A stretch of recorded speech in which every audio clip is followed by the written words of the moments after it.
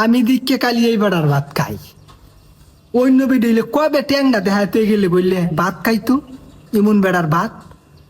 আমি খাইতাছি খালি ফুলা ভান্ডির ছায়া গাইলে আমি ভাতটি খাইতাছি। কবে ট্যাংটা দেখাতে গেলাম বললে জামার কি দেশ অভাব আছে? এবার ভাত খাওয়ান লাগবো।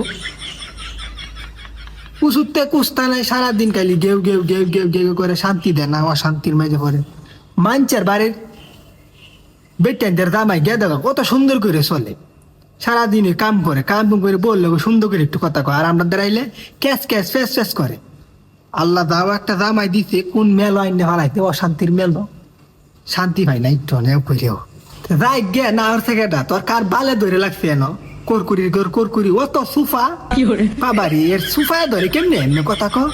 তার ঘর তাই খালি চিল্লা কামের তাইছি শান্তি মতো একটু ফাইন এনে দিব না, এর সাফার মাইতে দূর লাগবে খাইতো না। বাদ যাই গে কিশোরগঞ্জের বাড়িদের বউর অভাব আছে, একটা গেলে 10টা আইবু যাই গে দা মতো